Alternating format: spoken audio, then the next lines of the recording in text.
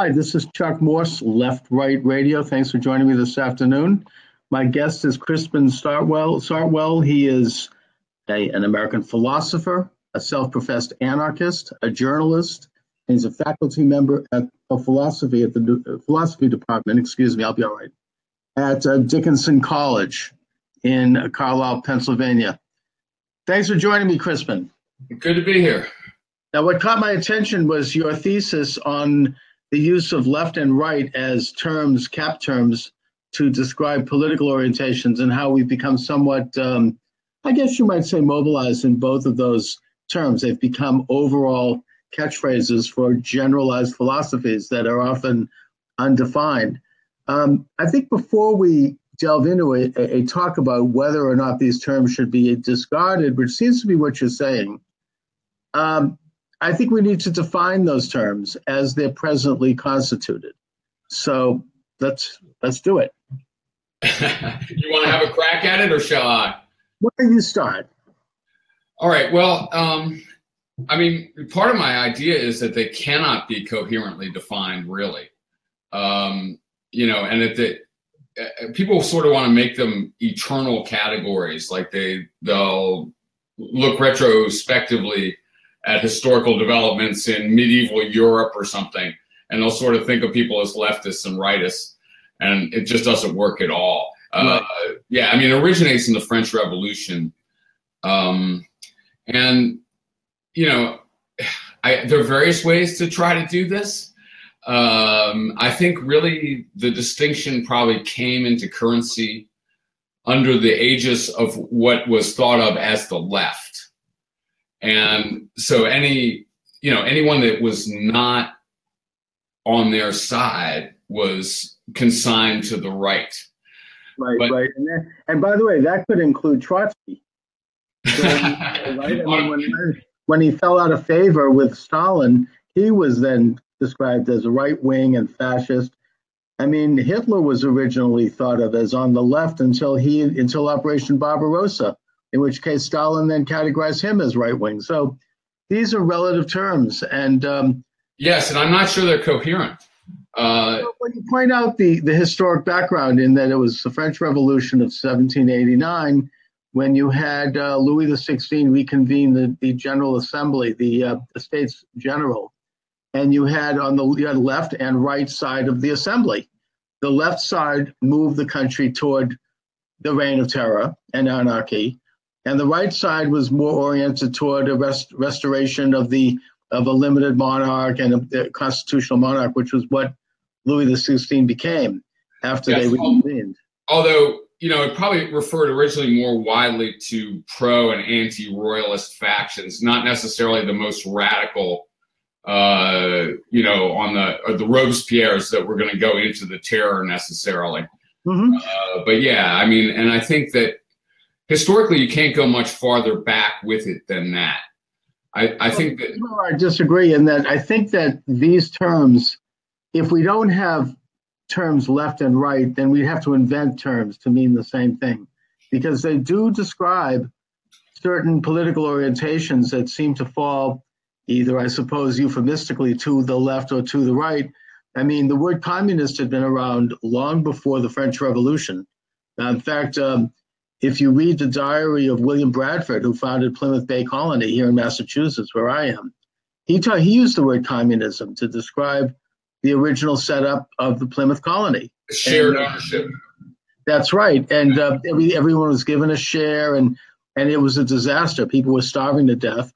People couldn't get along, so he got rid of it and he moved toward a free market, and then you had Thanksgiving. But the point is that these are ideas that have been around forever. I mean, if you look I'll give you one more premise before, and that is Whittaker Chambers' autobiography, Witness. He refers to communism as the world's second oldest religion. Now that's euphemistic when he draws that from the Old Testament, but he says that communism was the promise made by the serpent in the Garden of Eden, that to Eve and Adam, that you could be as God. You can know good and evil. You could know partake of the fruit of knowledge, and thus. That doesn't sound much like Marxism to me, right? I mean, I'll tell you where I think it does, and that is that Marxism, and I think Chambers lays this out in his book.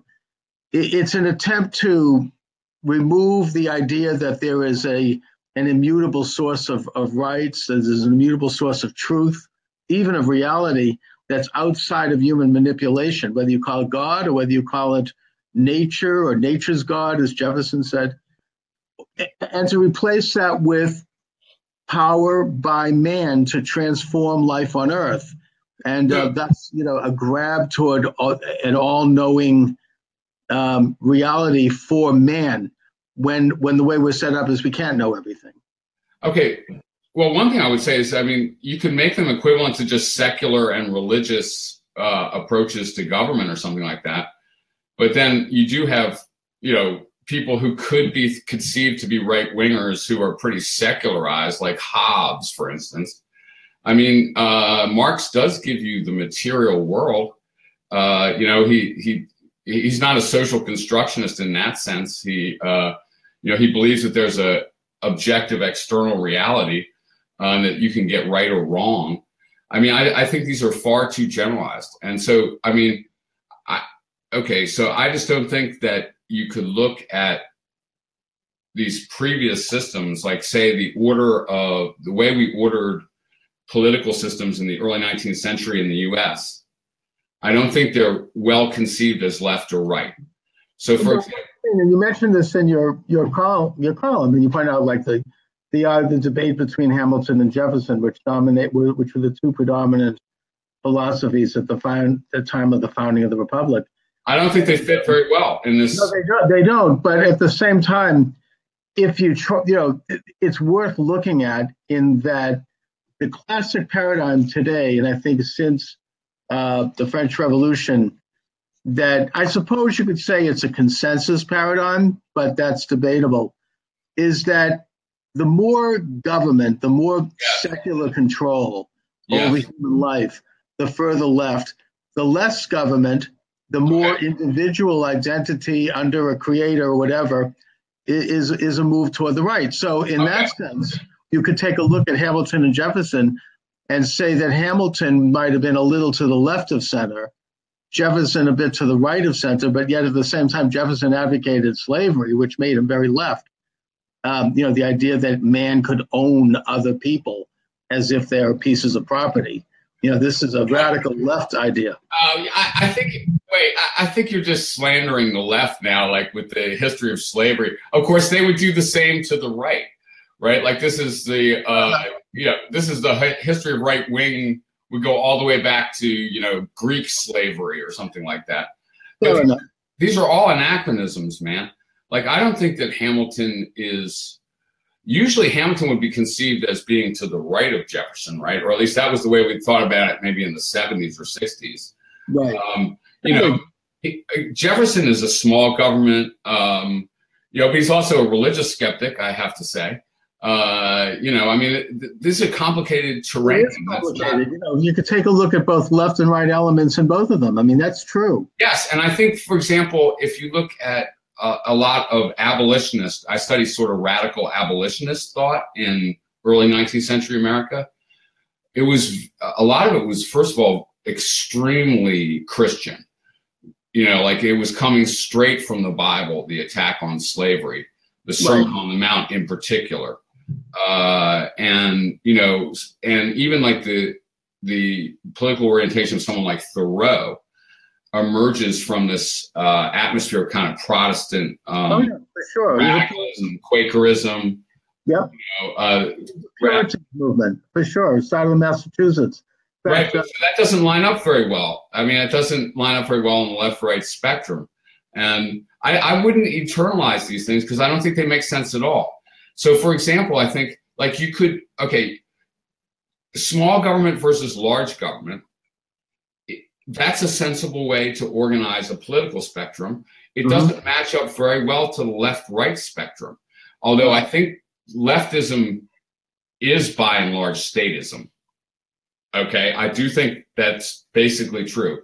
But then, again, if you thought of fascism as being right-wing, and I see why one might not, but it's paradigmatically right wing. It's not small state. If you look at George Bush and Dick Cheney, those are not small state people. Donald Trump is not a small state person, and yet these people on the right side of the political spectrum, by I don't know, by common sense or just by their political party.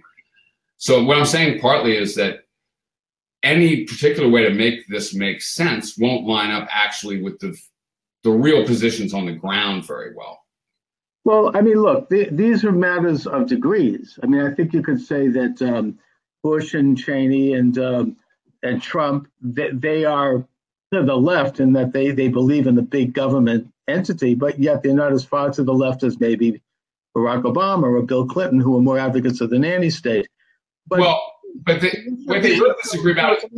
But I want to get into like the talk that I would suggest that the United States in general, even in the context of degrees of left and right, which I think are, all of our leaders have had different levels of that and shades of it, that we are. I don't think excuse me. I don't think the categories make sense. Like as you look at. Let me make my point here. Yeah. That the United States and America, and even to a certain extent the British Commonwealth, but I think the United States is the ultimate manifestation of it. It is to the right. It is a right-wing nation. I mean, in a small R sense, we're not like radical, anarchists. We're not way out on the right, but we are to the right of center in that we're a nation of decentralized government, small business owners, landowners. We're basically a religious people. We believe in, we don't trust government. We don't worship government like the left does as a redemptive force. We either have a belief in a creator or we believe in something outside of government as a source of rights. And that.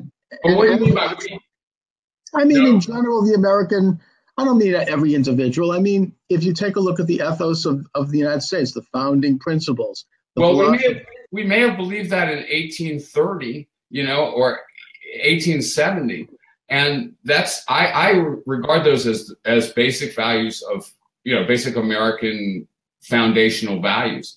That's not where we're at now, I think, and that's not where we've been for a long time. Oh, I agree. Yeah. But I think most Americans are still there. But I think that our elites, and I include in about 50-50 split, I think.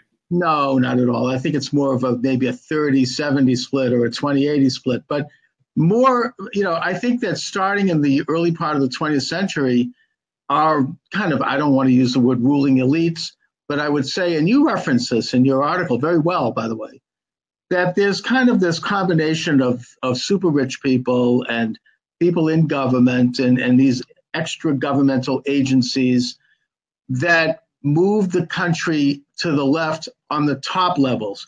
And when I say to the left, I'm including in that people like the Bushes and whatnot. And it did not reflect the average American. I don't think it still does reflect the average American, who still remains basically the small business owner, the independent individual lifting themselves up by their bootstraps, basically religious, not trusting government power. I mean, I sort of wish that our values were still more like that, but I don't know that they are. Okay. I think that's a fair criticism. I worry that they're not. Yeah. I mean, now I think that in some ways the way you're using left seems eccentric or not idiomatic, not the way most people would understand it. So, for example, if you're talking about like wedding huge monopoly capital to state power, like if you're Rockefeller or if you're Chase Bank, or if you're I think most people would think of that as capitalist neoliberalism, perhaps capitalist domination of the state. Like the problem is that's right wing or whatever. I mean, if you're sitting there and going like Dick Cheney and Halliburton, okay, that's left wing. Man, you're pretty far from the way those terms are used in ordinary discourse, right? Like that's right wing. But what I also think, the reason I don't think that makes sense is because that conception is pretty close to, for example, the Chinese communist conception, which is that state and capital are merged like totally, you know, and like I don't think that that's left wing, and I don't think it's right wing, and I think that's probably true of Cheney and Halliburton too, actually, but the verbiage is right wing. The position in the culture or like in the debate is they're on the right side, right wing. But I don't think that that's helping us understand why Cheney and Xi Jinping are actually sort of doing the same kind of thing and like kind of merging into this giant capitalist state conglomerate. People that I know, you know, conservatives in general, I'm going to get a call or something. Is that okay? That's better. You know, would view the merge of capital and government as a left-wing trend. It's not left-wing as in communist. I'll give you the example that Mussolini established the idea of fascism. He had been a Bolshevik. He had been far out on the left when he was younger as a professor. He realized that Italy was not ready for Bolshevism. Could not be moved that far to the left because it was a country of small shop owners. The Roman Catholic Church had a lot of influence, all of which he opposed. But so he developed what he called the third way. Yeah. It was kind of a halfway toward, it kept capitalist entities and traditions in place, but yet it moved the country in a socialistic direction so that they could gradually move things toward the ultimate, you know, left goal, whatever that is. And I don't think this goals were left after a while. No, I think they were. And he was seen as a progressive when he started out. I think Roosevelt modeled his original New Deal after Mussolini, even though Roosevelt was not as far left as Mussolini by any means. And now you talk about like the merge of capital and business. First of all, Dick Cheney, just as a matter of record, I remember this when he was picked as vice presidential candidate. There was a big hue and cry about his massive ownership in Halliburton. Oh my God, this is a conflict of interest. It's terrible. He divested. He didn't divest. He sold it. Right. That's what I mean. I mean, he didn't put it in a trust or something. He just flat out sold it, made a crap load of money. Everybody's like, oh, look at this. You're making all this money. And then a year later, Halliburton stock tanked. And everyone said, aha, you knew something. It was an insider deal. So he was getting criticized on all sides. But the point I'm making here is that he, you know, in a sense, it's a reflection of what happens now in government, and that you have this revolving door between, you know, big corporate heads and entering and then leaving and then entering and then leaving government. And it's a very incestuous thing. And I think it's a very unhealthy thing. But I mean, to single him out, I'm just saying that he doesn't seem to be as much someone who's invested in that as people who, for example, are in Goldman Sachs and they end up on the Supreme Court, like Elena Kagan and these others, and who, you know, continue to be vested, or the Clintons. I mean, my God, I mean, they talk about Goldman Sachs and money's pouring in from Russia, you know, and all the rest. It's not something that, though. This doesn't track left and right, does it, though? Oh, it does. Because it's condemned by both the far left and by conservatives. It's certainly not conservative. It's you know, conservatives generally, I think, are reflected in the philosophy in this sense of Ayn Rand, who talked about the separation of business and state, right. And who even going back to her criticism, which I don't agree with necessarily, of like the antitrust legislation, which I think is actually necessary, but she really felt that the government has no role on the national level in business. Yes. And to the degree that the government is in bed with business, it's kind of like the Mussolini model. It's kind of a third way. It's half left. It's half. You know, they leave messages of freedom, but it's by no means conservative. And if you take a look at the paradigm of, you know, bigger government moving to the left, smaller government to the right, then it is moving to the left. Now, I know that conventional logic and conventional discourse holds these people as on the right, and I suppose relatively they are on the right compared to people who are more openly on the left. But generally speaking, these tendencies are on the left. Now, let me ask you a question in this vein. Okay. To the big corporate heads in this country.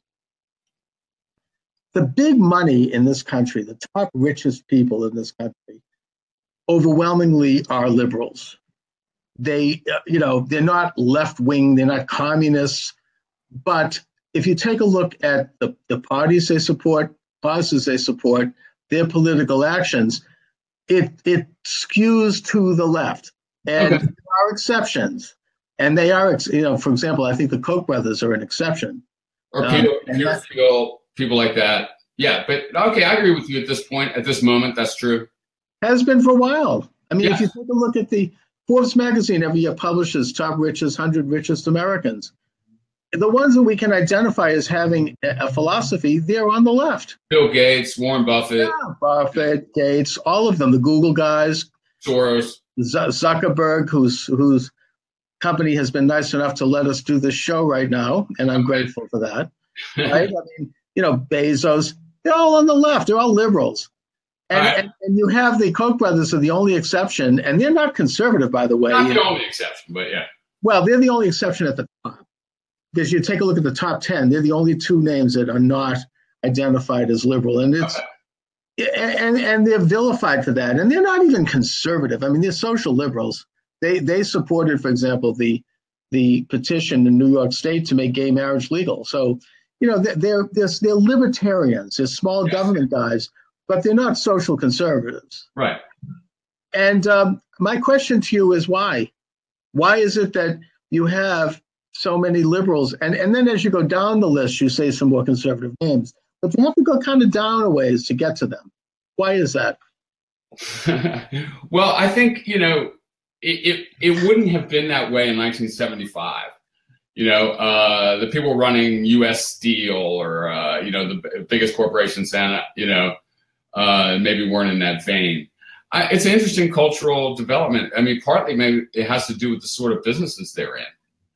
You know what I mean? Like these IT type businesses, they require a lot of sort of infrastructure and global, maybe global reach that they can achieve, part that requires them to negotiate with various states continuously.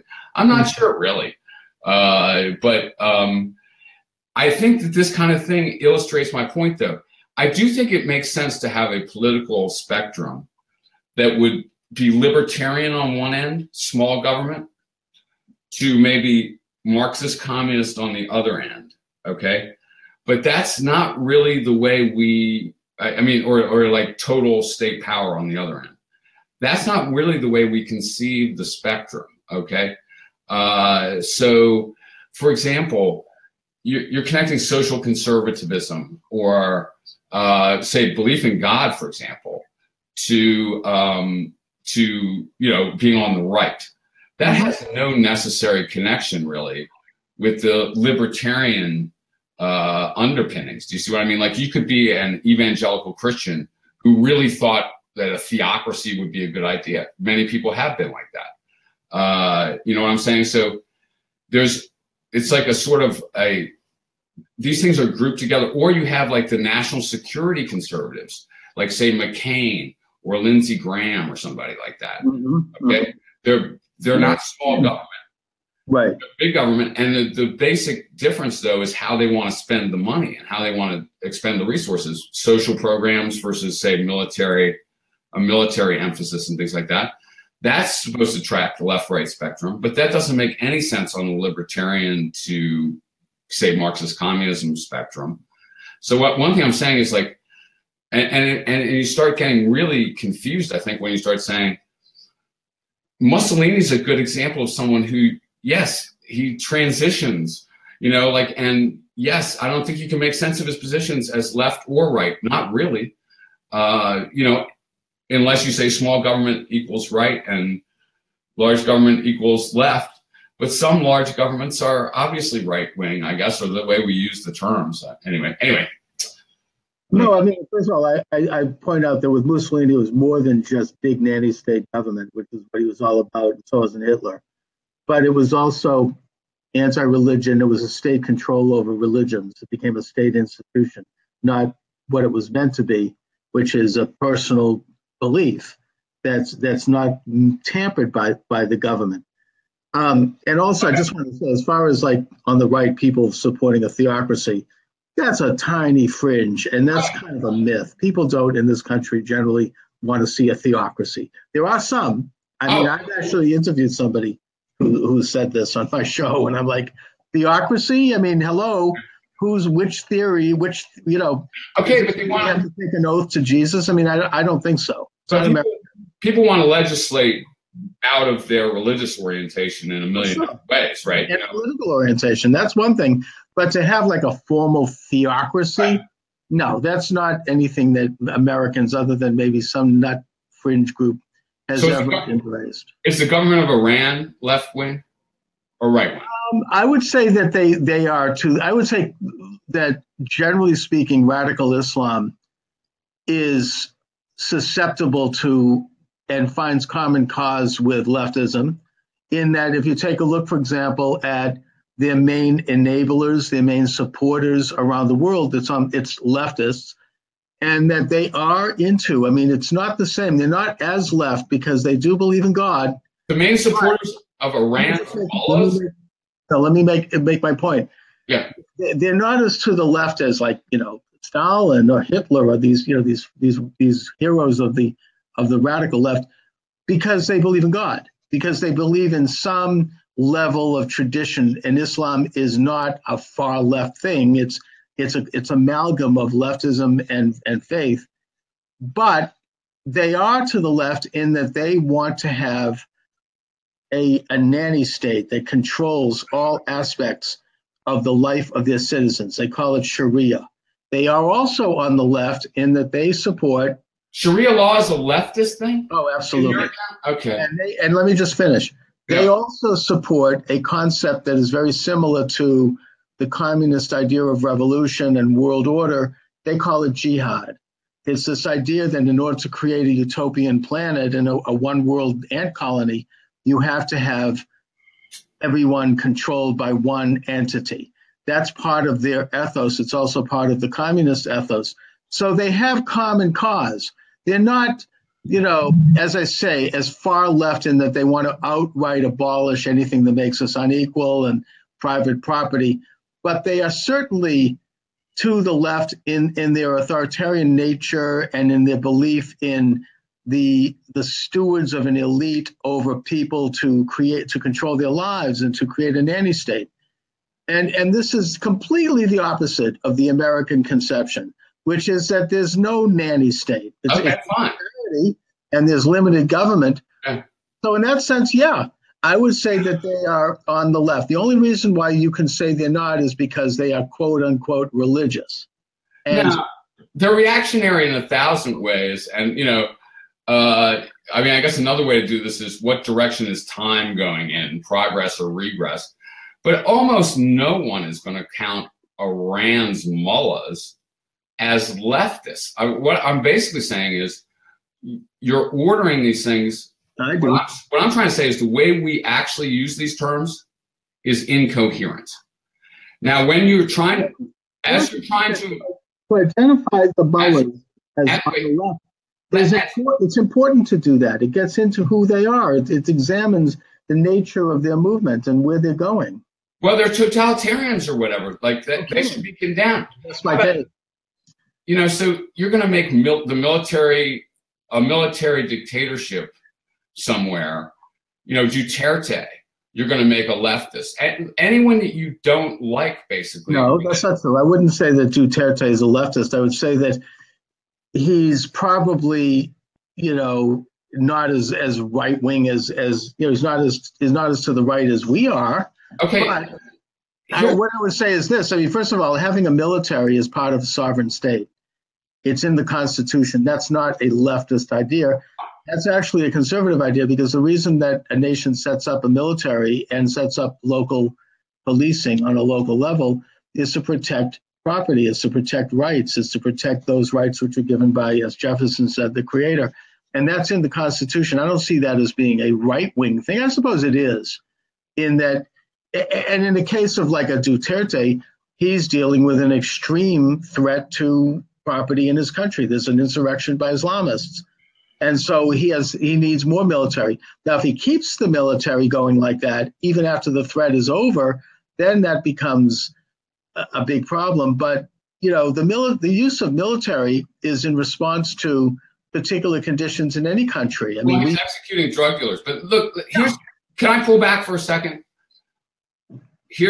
What I think this whole discussion is actually illustrating is exactly that the left-right spectrum is totally incoherent. Because look, the way we actually use the terms, Duterte and Iran's mullahs are on the right, which actually it doesn't make much sense to pair them together either.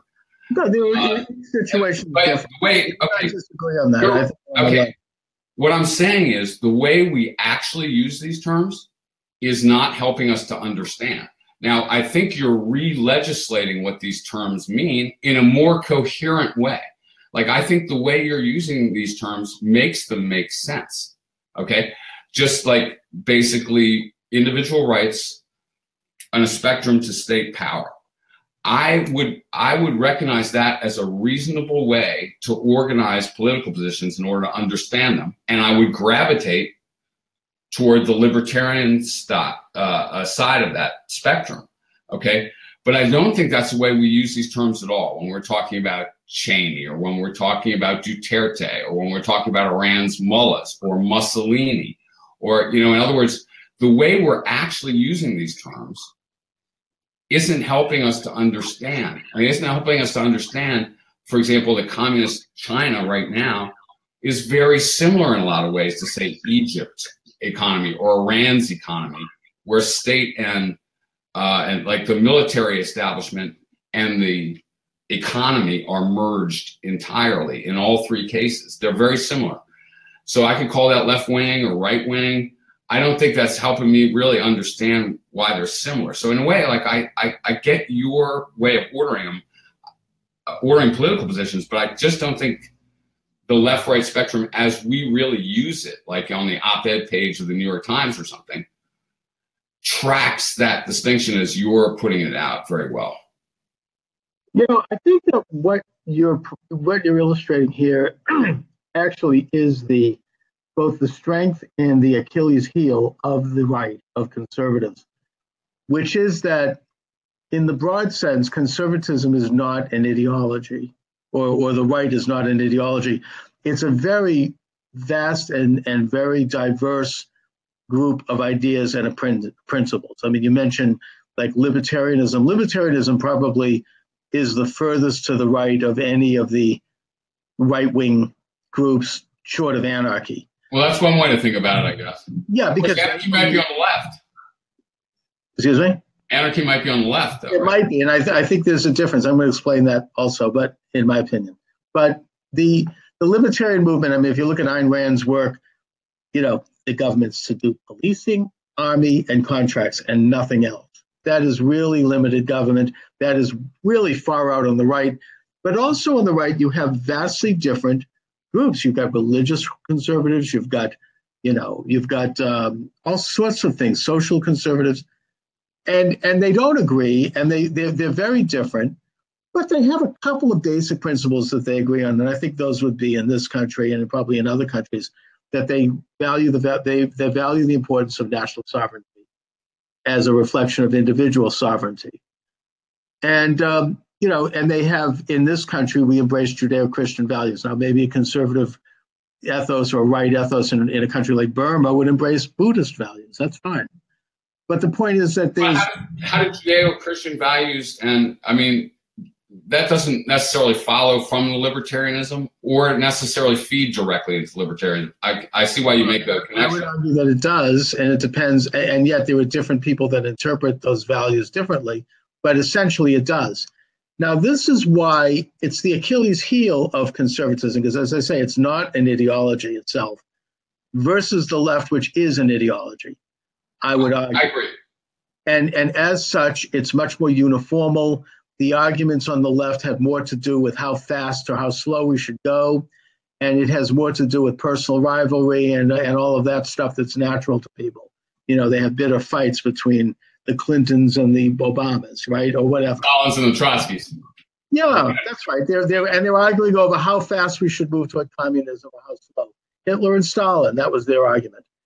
But anyway, the point, as far as the issue of anarchy goes, because I know you've described yourself as an anarchist, in a way, it's where both sides meet, right?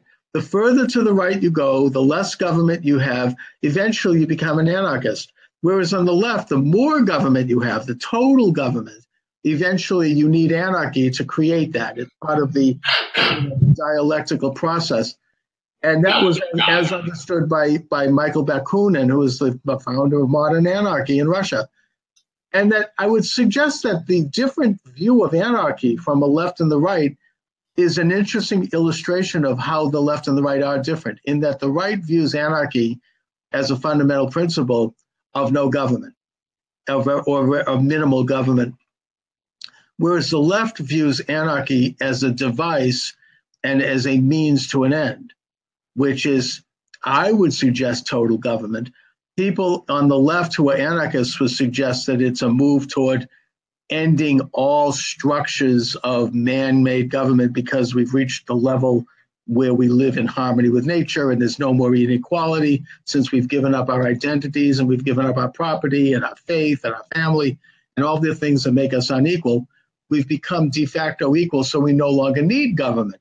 Karl Marx referred to this as saying that it's when governments would wither away. Right. And that condition is called communism. Right. Okay. Okay. Again, I think this is going to illustrate the inadequacy of the left-right spectrum. In the late 19th century, speaking of Bakunin, yes, there were two almost equally potent wings of like the left labor movement, the radical left labor movement in Europe and the United States. Marxist communism and communist anarchism. And the communist anarchists, people like Emma Goldman, Peter Kropotkin, Bakunin, accused... Anarcho-syndicalists? That's a term that came later that I mean, like of the Wobblies, right? Yeah, like sort of working through labor unions specifically as syndicals. These kind of mass communes, the world would be divided up rather than nation states. Yes. You have people involved with a certain trade who would become...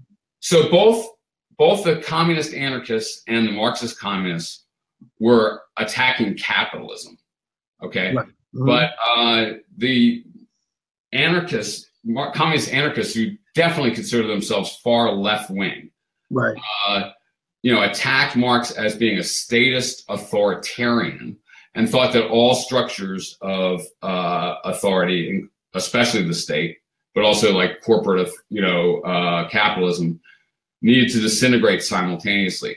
Now, what I would say is that when you get to the Russian Revolution in the early 20th century, by that time, and maybe because of that, the left wing becomes totally dominated by these authoritarian statists. And so it's kind of a tragedy, if you ask me, that the left wing lost its, what we might call its libertarian possibility. Like it's an attack on capitalism. It's maybe in favor of communal ownership, at least of some sorts of things. But it's anti-statist and immediately anti-authoritarian in the practical movement of that time. And there's still a lot of people who consider themselves to be on the left who are anti-statists, and they'll call themselves anarchists often.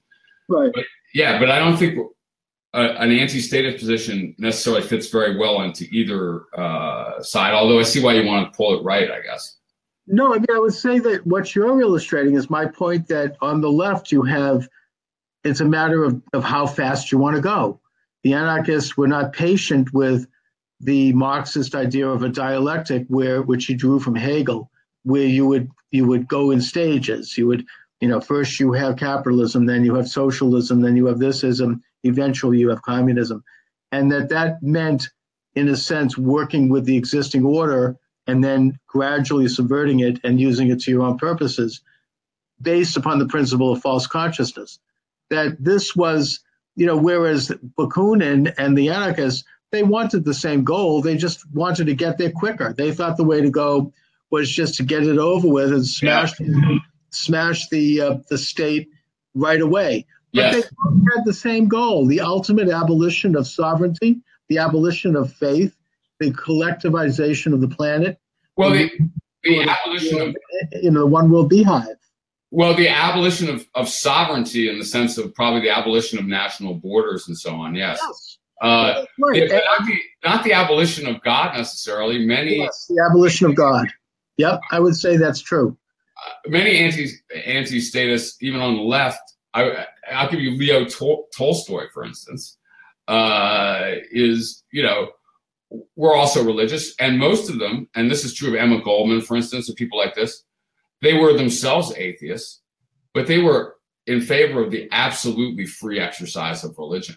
It's like the Nazis were in favor of the, religion in a small sense too, but they viewed it as a tool of the state to abolish it. And they despised Christianity because they thought it was a Judaizing influence in Europe. But the point is that by any standards, it's the same goal, which is the abolition. When you talk about abolishing national borders and national states, that's a reflection of abolishing property, because the state is an entity created by the people in that region to protect the rights of people who own property. And are you suggesting that the anarchists don't want to abolish property? It depends on which anarchists we're talking about. Some anarchists. It's the basic principle of anarchy. No. To abolish private ownership of the means of production, private ownership of property. No. The dictionary definition of socialism: public ownership of the means of production.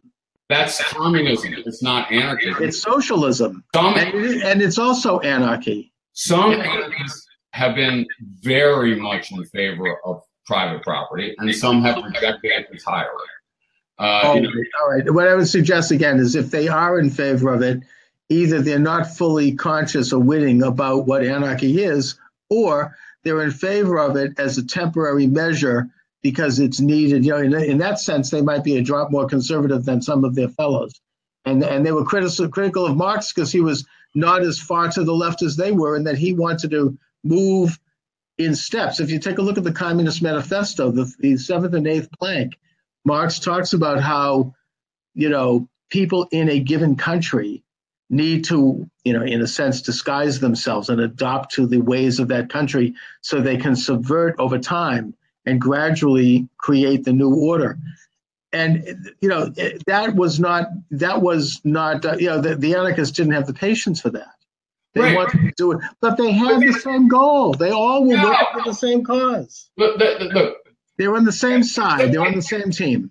Someone like Emma Goldman is an statist, anti-authoritarian from the get-go, and she wants to let 1,000 flowers bloom. Every community can live as it pleases. She's an advocate of individual rights. Okay, she connects her views to people like Thoreau and Emerson, but she's also an opponent of private property, and in particular monopoly capital. All right.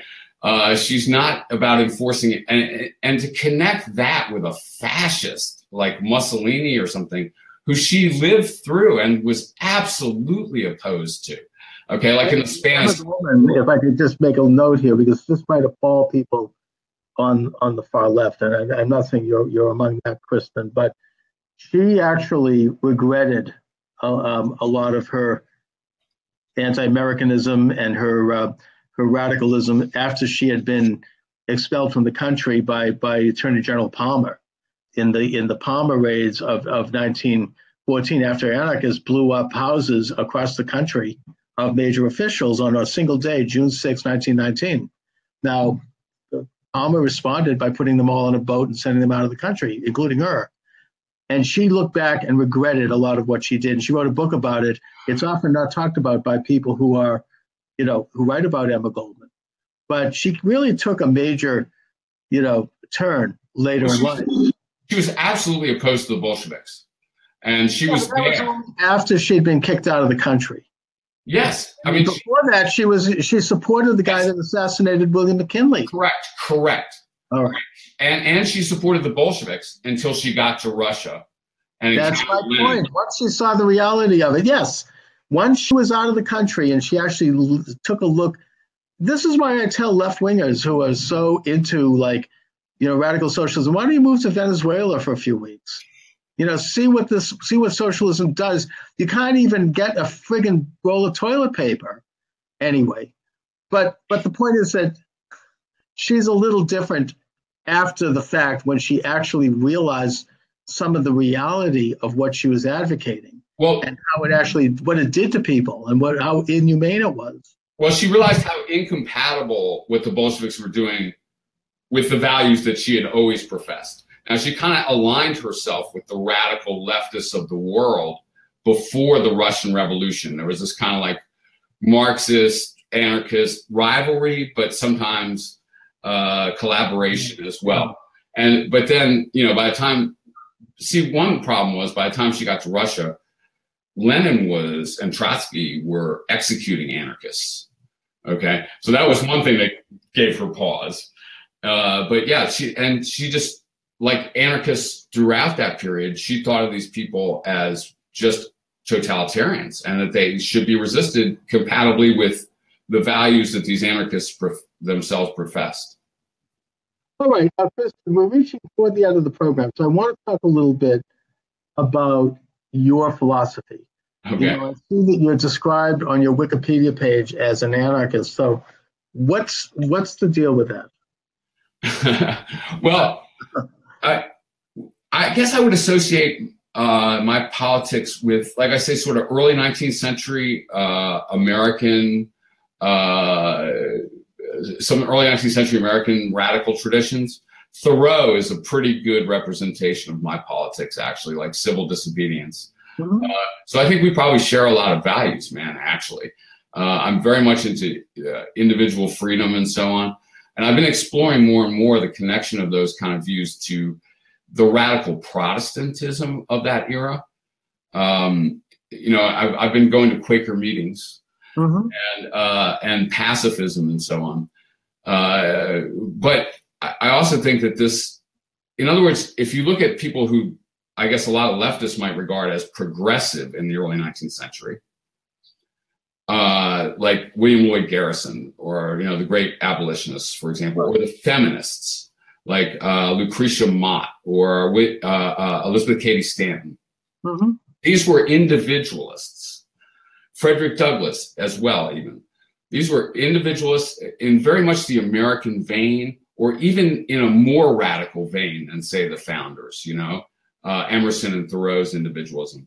And yet they were opponents of slavery, proponents of equality for women, critics of capitalism, like rapacious capitalism as that emerged in kind of the robber baron era. Mm-hmm. And I guess that's how I think about my politics. And I can't fit that easily into the left-right spectrum, which is, I guess, how I came to critique that as a way of understanding. I put all those people on the right, but anyway.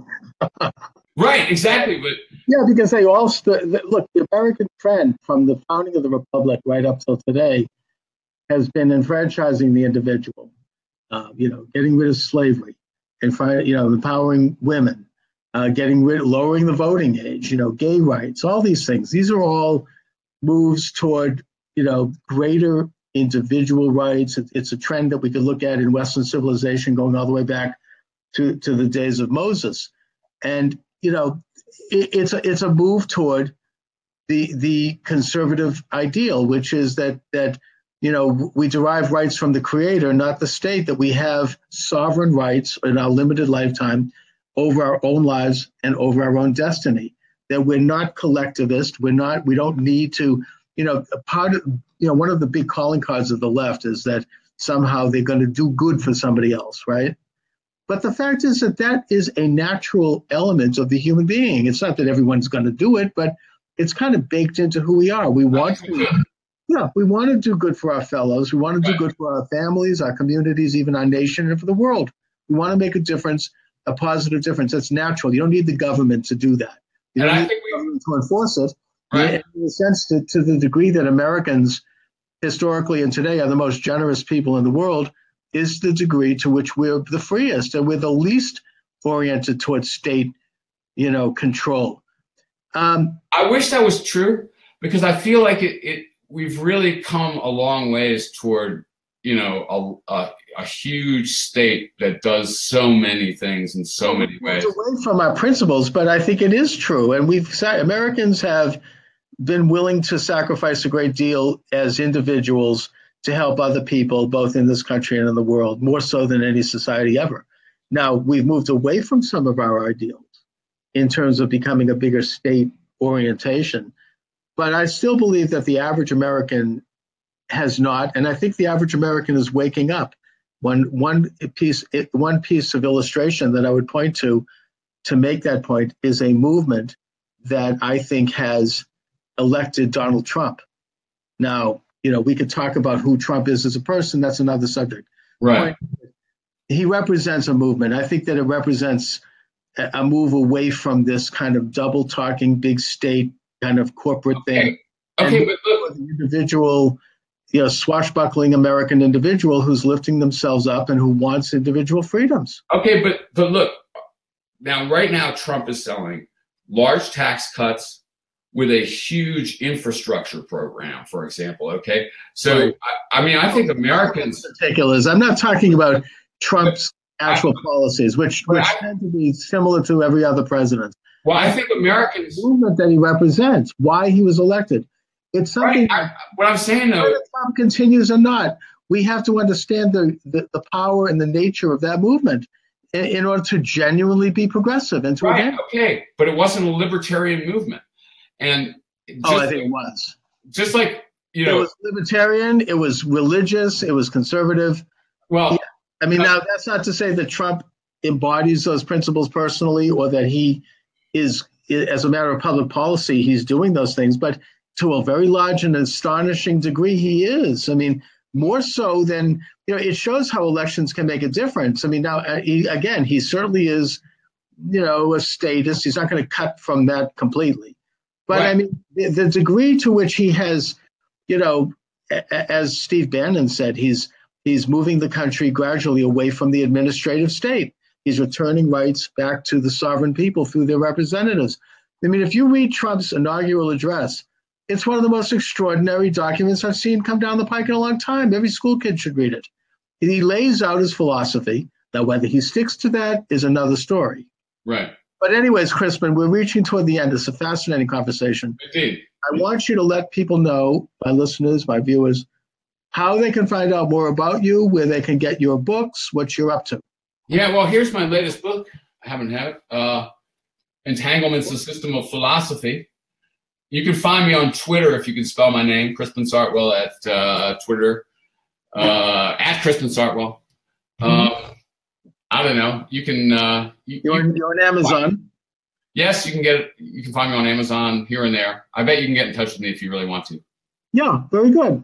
All right, Crispin. Listen, it's been a great talk. Enjoyed it. Thank you so much. Very challenging. Thanks, Chuck. All right. Have a good day. Take care. You too. All right.